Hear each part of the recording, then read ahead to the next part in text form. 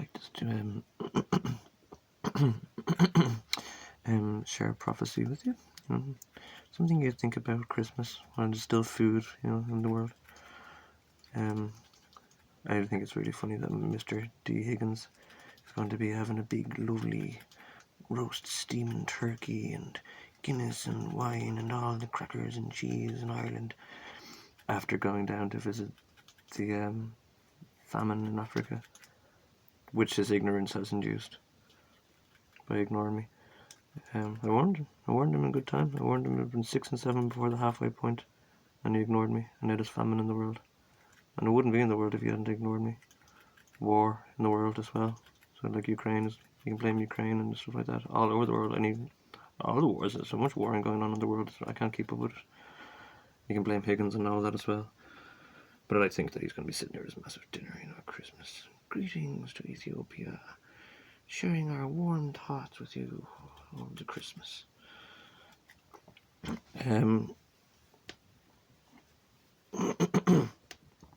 So after the famine period, there's a famine and war period. This is the third quarter.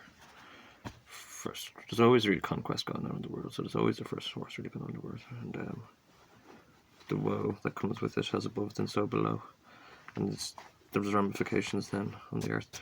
Things usually get settled within the 7 years, so it never really ticks over this much, and it never harms to the extent of the entire Israeli population per se. I don't mean it's about Jewish people there, I mean Disney kids and everyone, Israeli population. Unless it, particularly Israel himself and his friends and family, it's my predicament that I came named Israel. And all my friends and family are like super Jewish royalty. Not Jewish, but are super royalty. And they're being harvested and dominated in one place at one time. So that's what's bringing on such a massive effect. You see this in the Bible where Jacob's family has also been destroyed. Joseph is down the well and he is supposed to take the forthright, I'm not sure what you call it, and the birthright, I suppose, or whatever, mantle. So you're the third quarter, and you're in this third quarter now, and there's famine and war starting in the world. Only starting in the world, so this period's only starting. It is only in the 8th or 9th year you're in now, so... yeah, but after this, it's the death horse. And I'd like to share this thought with you for Christmas. And the Christmas future. And a nice thought of Christmas future. The death horse. In the last 8 or 9 years, or 5 years maybe more so to say, they've been messing with my name, and everything's been messed with under my name. So, like I've said, even your corn on the cob has changed, all weird colours. Your babies have changed and are all weird and ugly and deformed and godless babies. Soon they will be Nephilim babies. I've said this once to you before, and that's nameless. Well, they probably are Nephilim at the moment, nameless, because they're not known to God, but they're known to like PJ Mahon or the IRA or Sinn Féin. That's what's in your balls at the moment, because that's what's in my temple. If I was in the temple, you'd have angel balls. All your babies would look like angels, blessed by the highest angels. You don't have me in my temple, where I'm meant to be. You have horrible murderers, rapists, racist, pig-minded, brothel-running conspirators, opportunists, hate criminals, I think I already said today. Horrible, horrible people, and they are conspired together and are, controlling, mutinies and coveting the temple.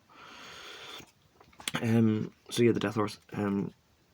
Amongst all the war and famine and plague and disease and natural disasters you'll be suffering, you'll stop giving birth altogether.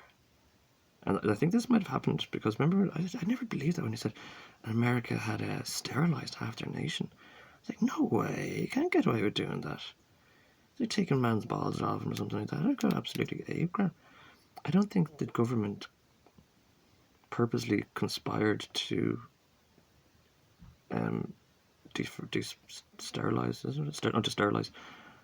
I think it happened anyway. It was just this ramification that might have occurred of Nephilim or namelessness or screwing with the temple. We screwing with Christianity. So that's what they were doing to an extent. But yes, you will not be giving birth in this time. So you'll stop having babies altogether. So you'll have like these the last people born alive, the newest babies are all going to be Nephilim, horrible. Well, sorry, let's assume they're going to be horrible. maybe they'll be good, but they will be like deformed and horrible and stinky. And then you'll have nothing. You'll stop having babies altogether, and that's when you'll realise. And most of nature will be dying without proper orchestration and orientation. There probably won't be much stuff growing, i.e. famine.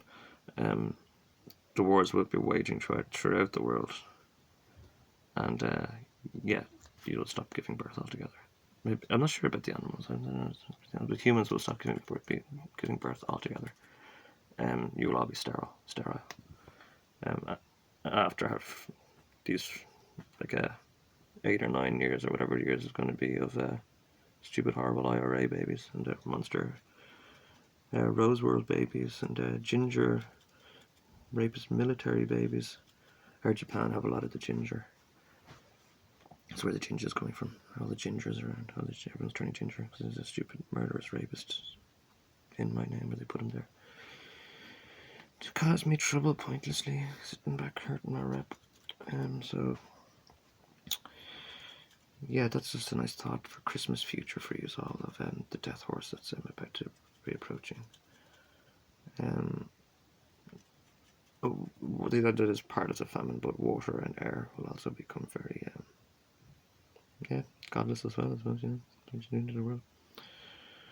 So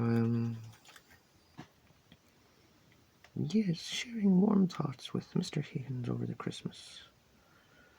Something to you and Celia, or whatever her name is, to contemplate as you conspire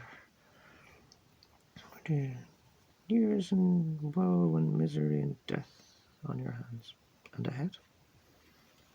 So, Happy Christmas, Ireland. Well done.